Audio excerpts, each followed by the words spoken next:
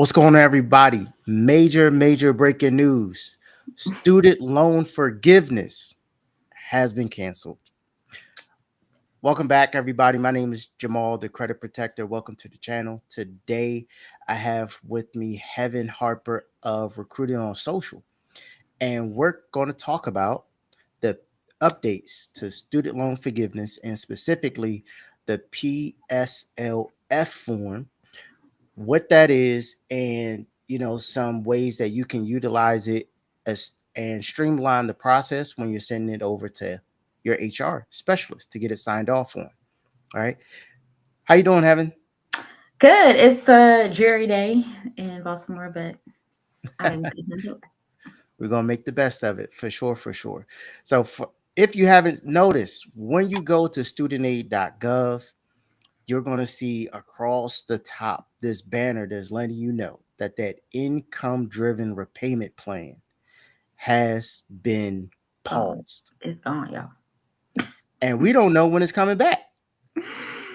Like, I've been affected by it. I was happy with not paying anything for the past 5 years. It was wonderful.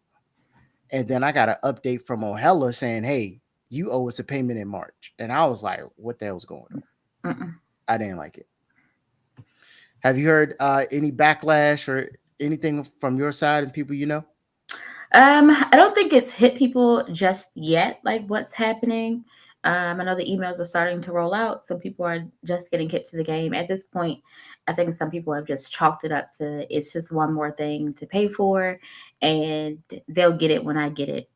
But this is something obviously we know as we talk about credit and credit worthiness and all of that. That this is something that will become a thing if we don't get in front of it or if we don't create a plan to pay it or to get rid of these payments in other ways. So yeah, I don't think it's really hit people just yet what that means because there's so Mhm. many other probably more important things happening, but this is still a big one nonetheless. Absolutely. So, anyone who's not familiar, right? The IDR is the income driven repayment plan. They had two major plans, which was SAVE, SAVE, and also the PayE plan. Hmm. Both of these were great if you're an entrepreneur because it allowed you to actually show a bank statement, your W 2s, or even tax returns to essentially show that you're not making enough money to repay your student loan. Yeah. At that point, if you weren't making enough, you would literally just have $0 due every single month, right? When I made this was amazing when I transitioned out of my full time job into entrepreneurship because I was like, hey, I'm not making no money. Like, I'm breaking even, I'm losing money. So they're like, hey, $0.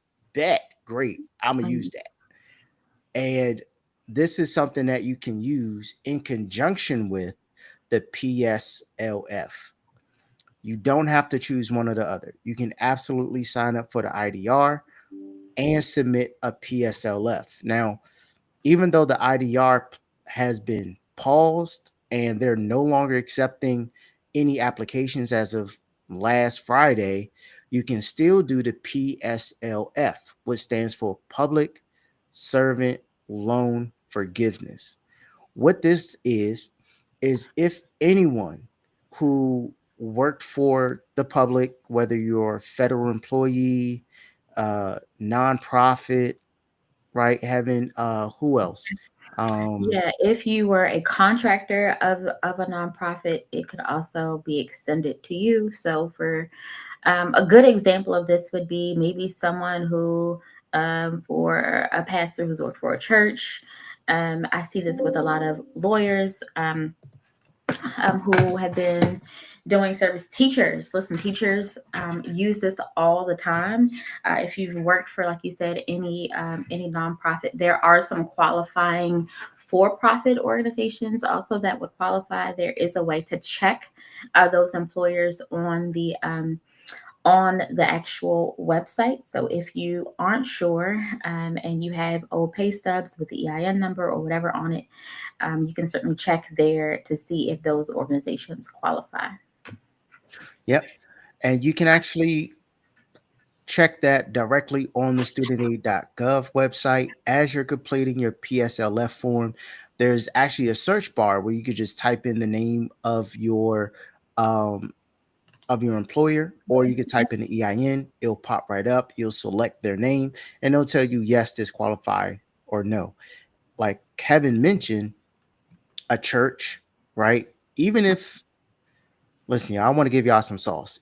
Even if you're the member of the church, okay? Okay, hear me out. Even if you're the member of the church and you just so happen to sometimes volunteer at the church, right? Maybe you're an usher, or you participate in the daycare, or maybe you're an entrepreneur who does, volunteer and does presentations towards the church, and Hmm. you volunteer in that way. Your pastor, the staff can sign off on your PSLF. That does count as service towards it. Also, if you're volunteering at any other nonprofit, Yep. whether Red Cross, Boys and Girls, Habitat for Humanity, anything like that, you can go to them. Those nonprofits can also sign off on your PSLF. It absolutely does count. Now, with Sure. the PSLF, here are some of the stipulations, along with the employer making sure that employer qualifies. The other part is that it you have to this time period has to have covered 120 payments. All right, so 120 payments basically accounts for 10 years of service, and this can be 10 years of any combination thereof. Hmm. So if you were volunteered for the church for 3 years, worked for the government for another 3 years, and then you work for a nonprofit for 4 years, that would actually cover your full 120 months of payments. Perfect. This now, having when they're filling this paper out, and you probably see these all the time as an HR specialist, are there particular things they want to make sure that they have completed correctly? Yeah, so a few things, right? So typically it just comes, if you do it online, it simply comes over to us as like a DocuSign type of form, right? Meaning we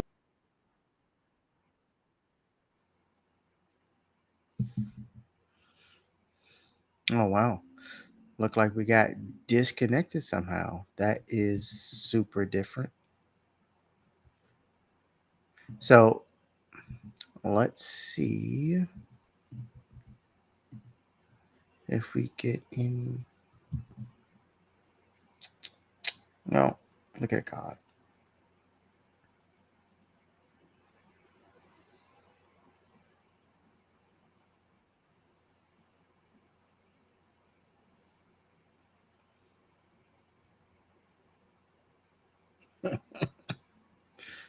Oh man. Let's see. Oh, you made it back. okay, I can that's hear you.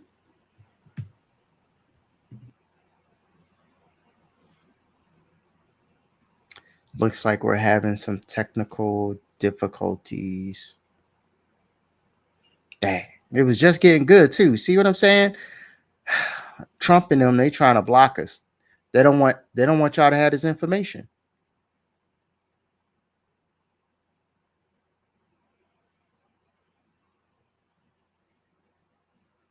They do not want y'all to have this information.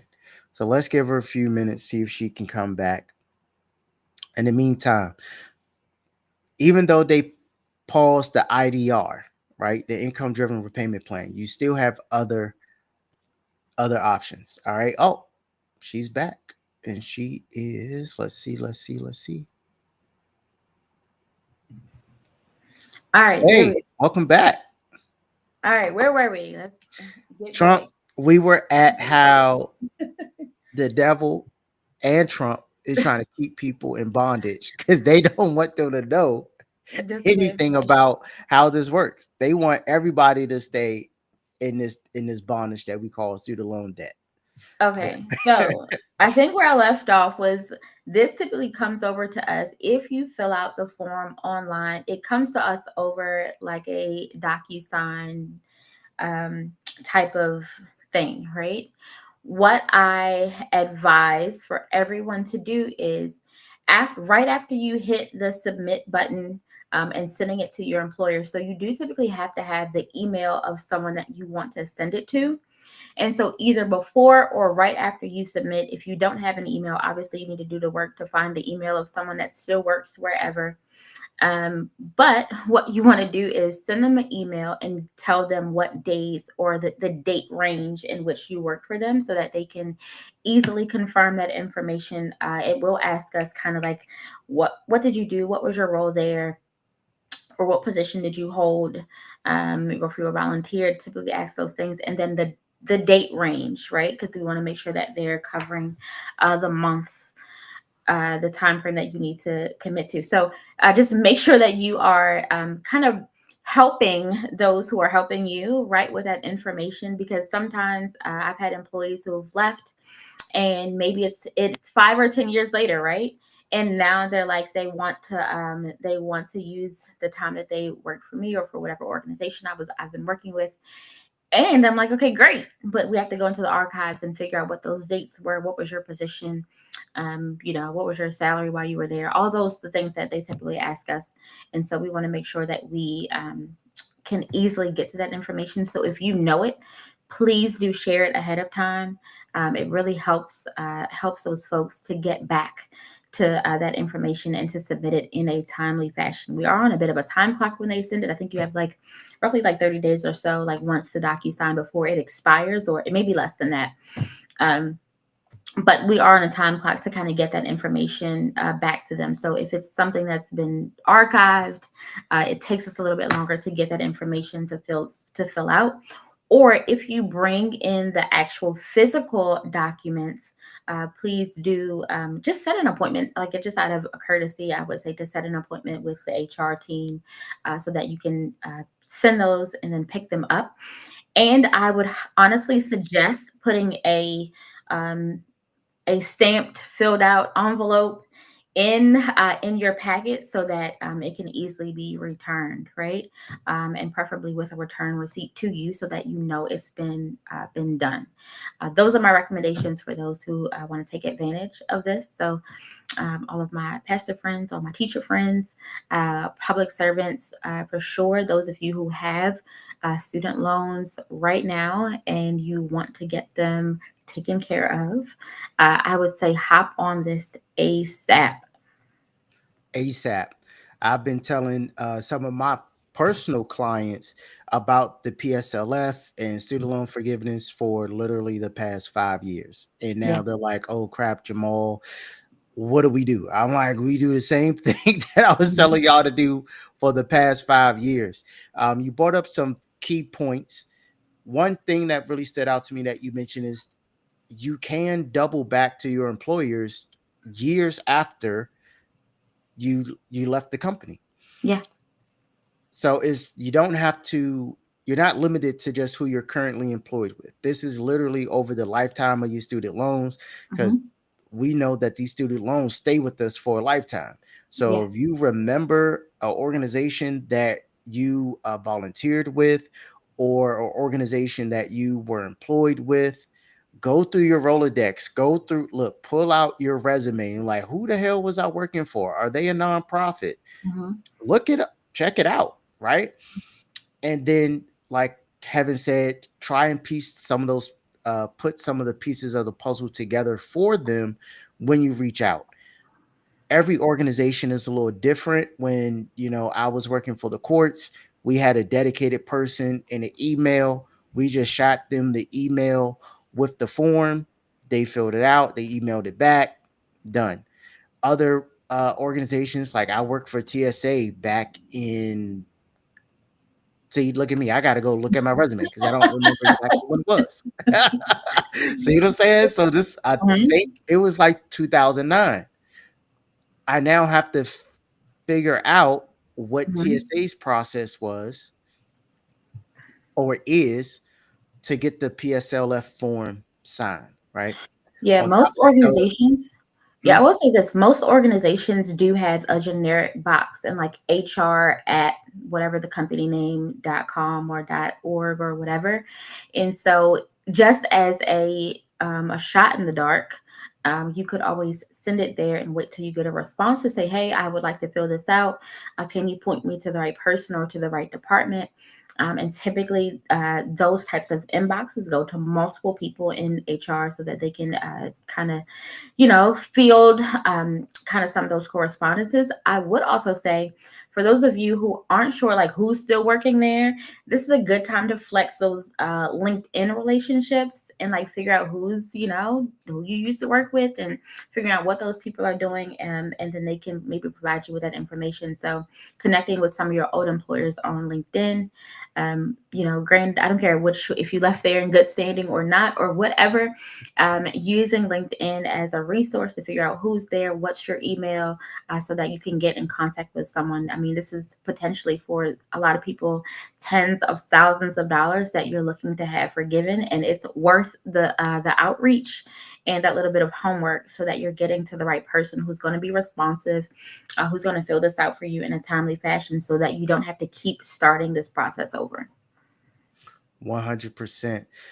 What I'm hearing is, sometimes you got to put a little elbow grease in there. Just a little You bit. want you want that $110,000 worth of student loan forgiven is not always going to be easy. You may have to, like you said, spend a couple of minutes on LinkedIn, or hey, just shot in the dark. Listen, I've thought about just driving up to my old to the old office building, like, hey, I need this form filled out because I need these student loans gone. Yeah, Like, it's nothing wrong with that. Save yourself to 10, 20, 30, 40 extra thousands of dollars and just get it done. for sure. This program, the PSLF, is still going on. They are still accepting, the government is still accepting the forms, regardless of how slow they may be moving. Hmm. Get on this, guys, because you never know what other things Trump and his administration is going to try and get rid of. Okay. This is the time. He already canceled IDRs. You do not want to be in the dark if he comes for this program next. Definitely appreciate your insight. Heaven, is there anything else you want to share with them or any other insights? No, I would just say like keep track of this if you can, like on your personal calendar, so that you're aware of kind of like what you're trying to process. Like I said, be as thorough as you can as you're sending out the initial, "Hey, I used to work for you guys. This is what I would like to have happen." The more information you can provide, the better. It helps HR folks who are already probably super busy with all that's going on. There's so many compliance things that are happening and changing on a daily basis, that some of these tasks may get kind of lost in the shuffle. So do your part to help in getting what you need done. And so yeah, that's it. I wish everyone the best of luck. I think all of the instructions are on the website. So if you Google public service loan forgiveness, the instructions are there. The links are there. The link to the document itself is there if you want to download it and take a look. But honestly, it is very easy to just click the link, fill out your part, and then send it over if you have a direct connection. And it gets it back to the government easier via like a DocuSign type of thing. So I hope everybody can get to it and get their loans forgiven one way or another. One way or another, y'all, debt free is the way to be. Get those loans forgiven, and we'll see you guys next time. All right. Have a great one. Peace.